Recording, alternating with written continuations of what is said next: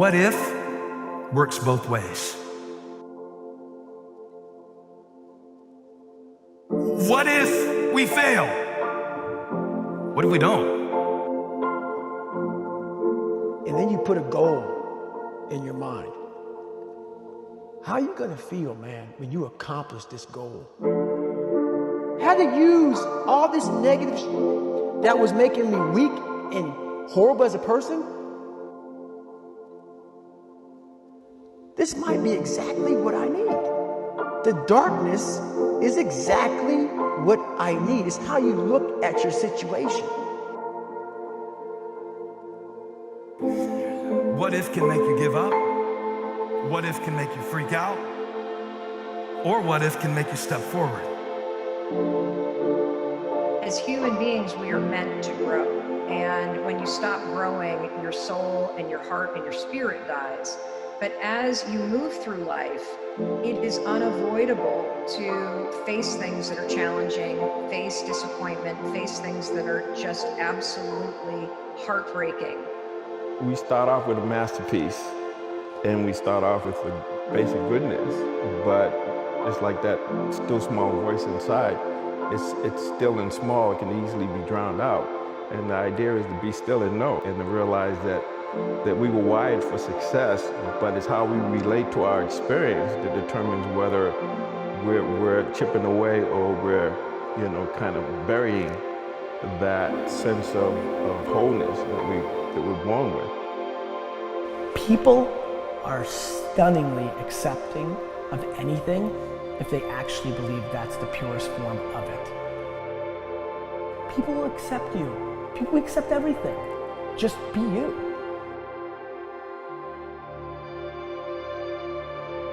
And what we don't know is, what's in your heart? Like, what is the fire that stirs you, that you wake up saying, I will do this even when I don't feel like it.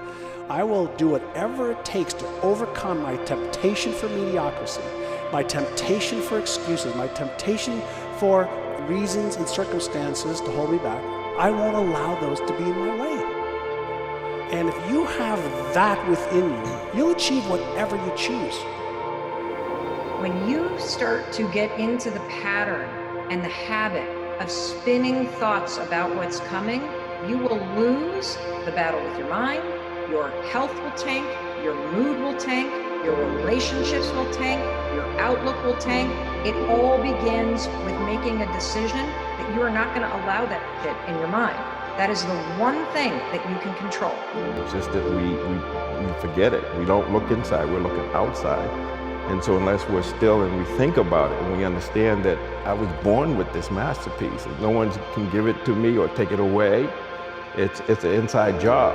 Whether you're coming from a place of scarcity, or I would say survival mode, or coming from growth mode, which has to do with yes, I can, yes to life, and I have the capacity and the responsibility to make it different or to make it better. If you're interested, you come up with stories, excuses, reasons, and circumstances why you can't or why you won't. If you're committed, those go out the window. You just do whatever it takes. And when it comes to the problems that come up every day, I mean, it's like weather.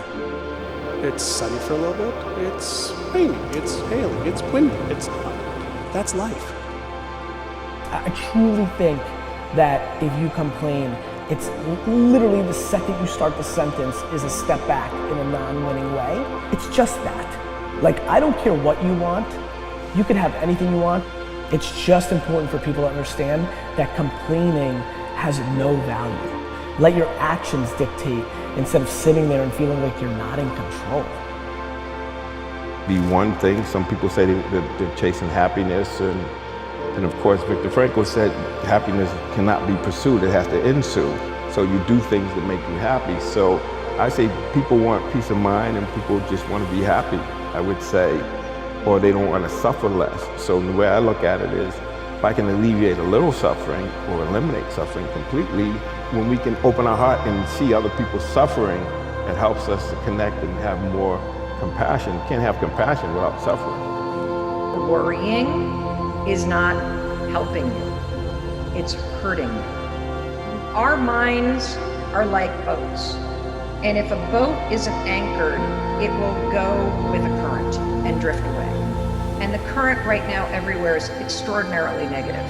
You need things to anchor you in the positive thought that this is going to pass, this is temporary, I'm going to get through this, and when I do, I'm going to go do this thing that I care about. So many people that have so much potential, and it seems like they're standing on the edge of it instead of leaping into it. And what's the difference between somebody who says, yes, I want it, I believe I can have it, I believe I could do it, but then there's another voice that they listen to more that says, but you're not smart enough, but you're not good enough, but what if you fail, what if you succeed? So there's voices in our head that most people have not learned how to really just pay attention to.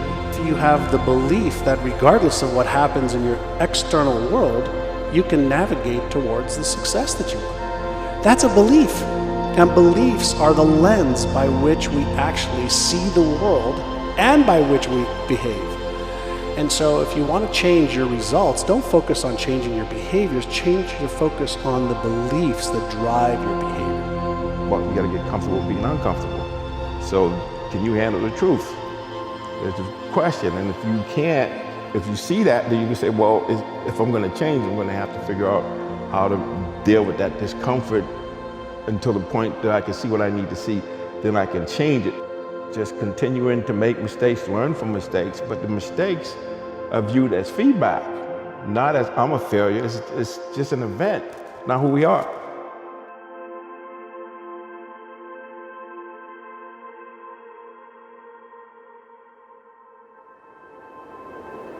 Don't miss the opportunity of this moment, because the days are going to be long, but the months will be short.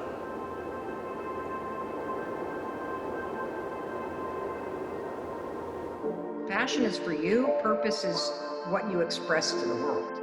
And so this is a moment for you to go inward and to find some sort of project that energizes you and that will stimulate that internal need to feel like you're waking up and you are working on something that you're passionate about.